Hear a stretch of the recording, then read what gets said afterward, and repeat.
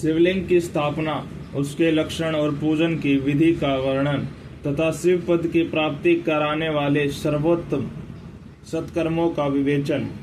ऋषियों ने पूछा, सूत जी, शिवलिंग की स्थापना कैसे करनी चाहिए, उसका लक्षण क्या है तथा उसकी पूजा कैसे करनी चाहिए, जिस देश काल में करनी चाहिए और किस द्रव्य के द्वारा उसका निर्माण होना चाहिए। सूत जी ने कहा, महर्षियों, मैं तुम लोगों के लिए इस विषय का वर्णन करता हूँ, ध्यान देकर सुनो और समझो। अनुकूल एवं शुभ समय में किसी पवित्र तीर्थ में, नदी आदि के तट पर अपनी रुचि के अनुसार ऐसी जगह शिवलिंग की स्थापना करनी चाहिए जहाँ नित्य पूजन हो सके। पार्थिव द्रव्य से, जलमय द्रव्य से अथवा तेजस पदार्थ से अपनी रुचि के अनुसार कल्पोत्तक लक्षणों से युक्त शिवलिंग का निर्माण करके उसकी पूजा करने से उपासक को उस पूजन का पूरा पूरा फल प्राप्त होता है।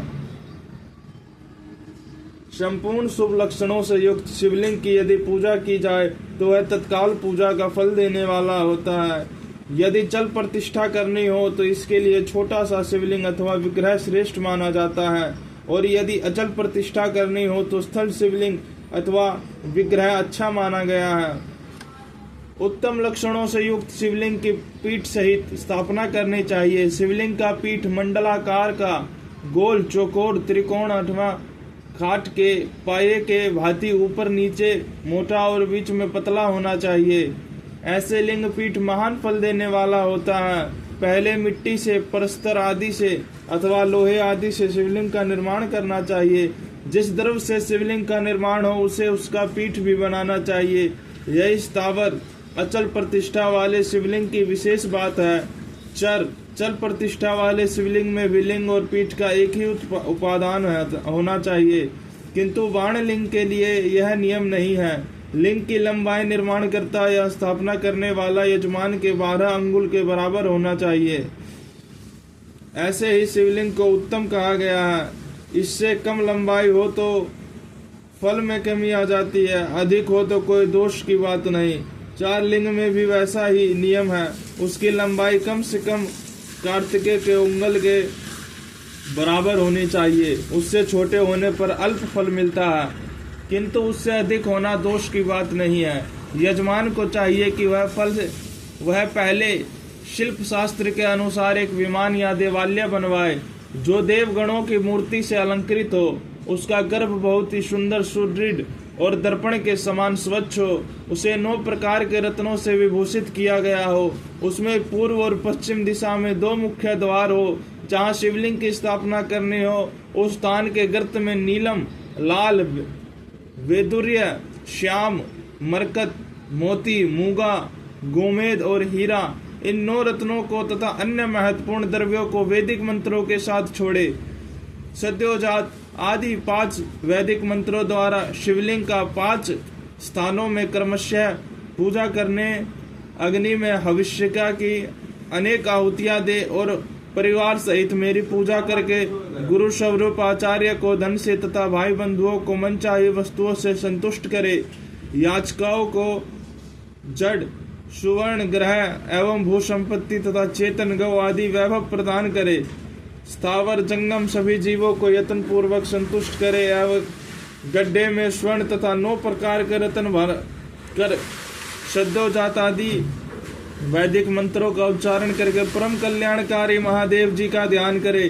तत्पश्चात नाद घोष से युक्त महामंत्र ओमकार का उच्चारण करके उक्त गड्ढे में शिवलिंग की स्थापना करके उसे पीठ से संयुक्त करे। इस प्रकार पीठ युक्त लिंग की स्थापना करके उसे नित्य लेप, दीर्घ काल तक टिके रहने वाले मसाले से जोड़कर स्थिर करे। इसी प्रकार वहाँ परम सुंदर वैर मूर्ति की भी स्थापना करनी चाहिए। सारांश यह है कि भूमि संस्कार आदि की सारी विधि जैसे लिंग प्रतिष्ठा के लिए कही गई है वैसे ही मूर्ति प्रतिष्ठा के लिए भी समझनी चाहिए। अंतर इतना ही है कि लिंग प्रतिष्ठा के लिए प्रणव मंत्र के उच्चारण का विधान है, परंतु वैर की प्रतिष्ठा पंचाक्षर मंत्र से करनी चाहिए।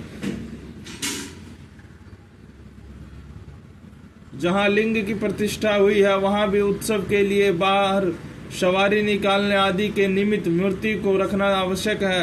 वैर को बाहर से भी लिया जा सकता है। उसे गुरुजनों से ग्रहण करे।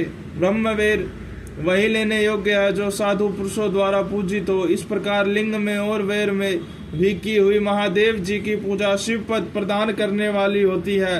स्थावर और जंगम के भेद से लिंग भी दो प्रकार का कहा गया है। वृक्ष लता आदि को स्थावर लिंग कहते हैं और कृमि कीट आदि को जंगम लिंग।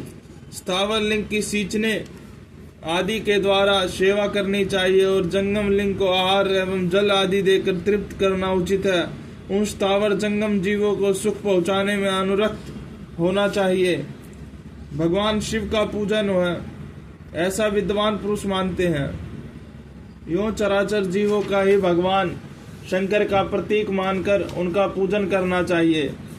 इस तरह महालिंग की स्थापना करके विविध उपचारों द्वारा उसका पूजन करे। अपनी शक्ति के अनुसार नित्य पूजा करनी चाहिए तथा देवालय के पास ध्वजारोपण आदि करना चाहिए। शिवलिंग की साक्षात शिव का पद प्रदान करने वाला है अथवा चरलिंग में षोडशोपचारों द्वारा यथोचित रीति से क्रमशः पूजन करे। यह पूजन भी शिव पद प्रदान करने वाला है। आवाहन, आसन, अर्घ्य, पाद्य, पाद्यांग, आचमन, अभ्यंग पूर्वक स्नान, वस्त्र एवं यज्ञोपवीत, गंध पुष्प धूप दीप नैवेद्य तांबूल समर्पण, निराजन नमस्कार और विसर्जन, यह 16 उपचार है। अथवा अर्घ्य से लेकर नैवेद्य तक विविध पूजन करे। अभिषेक, नैवेद्य, नमस्कार और तर्पण ये सब यथाशक्ति नित्य करे। इस तरह किया हुआ शिव का पूजन शिव पद की प्राप्ति करने वाला होता है। अथवा किसी मनुष्य के द्वारा स्थापित शिवलिंग में, ऋषियों द्वारा स्थापित शिवलिंग में, देवताओं द्वारा स्थापित शिवलिंग में, अपने आप प्रकट हुए स्वयंभू लिंग में तथा अपने द्वारा नूतन स्थापित हुए शिवलिंग में भी उपचार समर्पण पूर्वक जैसे तैसे पूजन करने से या पूजन की सामग्री देने से भी मनुष्य ऊपर जो कुछ कहा गया है वह सारा फल प्राप्त कर लेता है। क्रमशः परिक्रमा और नमस्कार करने से भी शिवलिंग शिव पद की प्राप्ति करने वाला होता है। यदि नियम पूर्वक शिवलिंग का दर्शन मात्र कर लिया जाए तो वह भी कल्याणप्रद होता है। मिट्टी, आटा, गाय के गोबर, फूल, कनेर, पुष्प, फल, गुड़, मक्खन, भस्म अथवा अन्य से भी अपनी रुचि के अनुसार शिवलिंग बनाकर तद अनुसार उसका पूजन करे। अथवा प्रतिदिन 10,000 प्रणव मंत्र का जप करे अथवा दोनों संध्याओं के समय एक सहस्त्र प्रणव का जप किया करे। यह कर्म भी शिव पद की प्राप्ति कराने वाला है ऐसा जानना चाहिए। जप काल में मकारांत प्रणव का उच्चारण मन की शुद्धि करने वाला होता है। समाधि में मानसिक जप का विधान है तथा अन्य सब समय भी उपांशु जप ही करना चाहिए। नाद और बिंदु से युक्त ओंकार के उच्चारण को विद्वान पुरुष समान प्रणव कहते हैं। यदि प्रतिदिन आदर पूर्वक 10,000 पंचाक्षर मंत्र का जप किया जाए अथवा दोनों संध्याओं के समय एक सहस्त्र का ही जप कर लिया जाए तो उसे शिव पद की प्राप्ति करने वाला समझना चाहिए। ब्राह्मणों के लिए आदि में प्रणव से युक्त पंचाक्षर मंत्र अच्छा बताया गया है। कलश से किया हुआ स्नान, मंत्र की दीक्षा, मृतकाओं का न्यास, सत्य से पवित्र अंतःकरण वाला ब्राह्मण तथा ज्ञानी गुरु, इन सबको उत्तम माना गया है। दिवजों के लिए नमः शिवाय के उच्चारण का विधान है। द्विजेतरों को के लिए अंत में नमः पद के प्रयोग की विधि अर्थात वे शिवाय नमः इस मंत्र का उच्चारण के स्त्रियों के लिए भी कहीं कहीं विधि पूर्वक नमोनंत उच्चारण ही विधान है अर्थात वे भी शिव नमः का ही जप करे। कोई कोई ऋषि ब्राह्मण की स्त्रियों के लिए नमः पूर्वक शिवाय के जप की अनुमति देते हैं अर्थात नमः शिवाय का जप करे। पंचाक्षर मंत्र का 5 करोड़ जप करके मनुष्य भगवान सदाशिव के समान हो जाता है।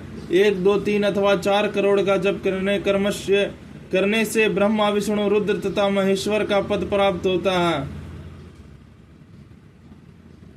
अथवा मंत्र में जितने अक्षर है उनका पृथक पृथक 1 लाख जप करे अथवा समस्त अक्षरों का एक साथ ही जितने अक्षर हो उतने लाख जप करे। इस तरह के जाप को शिव पद की प्राप्ति करने वाला समझना चाहिए। यदि 1000 दिनों में प्रतिदिन 1 सहस्त्र जप के क्रम से पंचाक्षर मंत्र का 10 लाख जप पूरा कर लिया जाए और प्रतिदिन ब्राह्मण भोजन कराया जाए तो उस मंत्र से अभिष्ट कार्य की सिद्धि होने लगती है। ब्राह्मणों को चाहिए कि वह प्रतिदिन प्रातः काल 1008 बार गायत्री का जप करे। ऐसा होने पर गायत्री कर्मस्य शिव का पद प्रदान करने वाली होती है। वेद मंत्रों और वैदिक सूक्तों का भी नियम पूर्वक जप करना चाहिए। वेदों का पारायण भी शिव पद की प्राप्ति करने वाला है, ऐसा जानना चाहिए। अन्य जो बहुत से मंत्र हैं उनका भी जितने अक्षर हो उतने लाख जप करे। इस प्रकार जो यथाशक्ति जप करता हो वह कर्मशः शिव पद मोक्ष प्राप्त कर लेता है। अपनी रुचि के अनुसार किसी एक मंत्र को अपनाकर मृत्यु पर्यंत प्रतिदिन उसका जप करना चाहिए, अथवा ओम इस मंत्र का प्रतिदिन 1 सहस्त्र जप करना चाहिए। ऐसा करने पर भगवान शिव की आज्ञा से संपूर्ण मनोरथों को सिद्ध होता है। जो मनुष्य भगवान शिव के लिए फुलवाड़ी या बगीचे आदि लगाता है तथा शिव के सेवा कार्य के लिए मंदिरों में झाड़ने बुहारने आदि की व्यवस्था करता है, वह इस पुण्य कर्मों के लिए शिव पद प्राप्त कर लेता है। भगवान शिव के जो काशी आदि क्षेत्र है उनमें भक्ति पूर्वक नित्य निवास करे। वह जड़ चेतन सभी को भोग और मोक्ष देने वाला होता है। अतः विद्वान पुरुषों को भगवान शिव के क्षेत्र में आमरण निवास करना चाहिए। पुण्य क्षेत्र में स्थित बावड़ी कुआं और पोखर आदि को शिव गंगा समझना चाहिए। भगवान शिव का ऐसा ही वचन है, वहाँ स्नान दान और जप करके मनुष्य भगवान शिव को प्राप्त कर लेता है। अतः मृत्यु पर्यंत शिव के क्षेत्र का आश्रय लेकर रहना चाहिए। जो शिव के क्षेत्र में अपने किसी मृत संबंधी का दाह दशा मासिक श्राद्ध सपिंडीकरण अथवा वार्षिक श्राद्ध करता है, अथवा कभी भी शिव के क्षेत्र में अपने पितरों को पिंड देता है, वह तत्काल सब पापों से मुक्त हो जाता है और अंत में शिव पद पाता है। अथवा शिव के क्षेत्र में 7, 5, 3 या 1 ही रात निवास करे।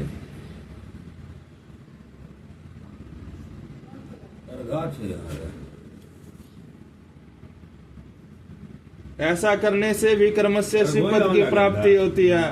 लोक में अपने अपने वर्ण के अनुरूप सदाचार का पालन करने से भी मनुष्य शिव पद को प्राप्त कर लेता है। वर्णानुकूल आचरण से तथा भक्ति भाव से वह अपने सत्कर्म का अतिशय फल पाता है। कामना पूर्वक किए हुए अपने कर्म के अभिष्ट फल को शीघ्र ही पा लेता है। निष्काम भाव से किया हुआ सारा कर्म साक्षात शिव पद की प्राप्ति करने वाला होता है। दिन के 3 भाग होते हैं, प्रातः, मध्याह्न और शाम। इन तीनों में कर्मस्य एक एक प्रकार के कर्म का संपादन किया जाता है। प्रातः काल को शास्त्र विहित नित्य कर्म के अनुष्ठान का समय जानना चाहिए। मध्याह्न काल सकाम कर्म के लिए उपयोगी है तथा सायंकाल शांति कर्म के उपयुक्त है, ऐसा जानना चाहिए। इसी प्रकार रात्रि में भी समय का विभाजन किया गया है। रात के 4 पहरों में से जो बीच के 2 पहर है उन्हें निशित काल कहा गया है। विशेषतः उसी काल में की हुई भगवान शिव की पूजा अभिष्ट फल को देने वाली होती है। ऐसा जानकर कर्म करने वाला मनुष्य यथोक्त फल का भागी होता है। विशेषतः कलयुग में कर्म से ही फल की सिद्धि होती है। अपने अपने अधिकारों के अनुसार ऊपर कहे गए किसी भी कर्म के द्वारा शिवाराधना करने वाला पुरुष यदि सदाचारी है और पाप से डरता है तो वह उन कर्मों का पूरा फल अवश्य प्राप्त कर लेता है। ऋषियों ने कहा, सोचिए पुण्य क्षेत्र कौन कौन से हैं जिनका आश्रय लेकर सभी स्त्री पुरुष शिव पद प्राप्त कर ले, यह हमें संक्षेप से बताइए।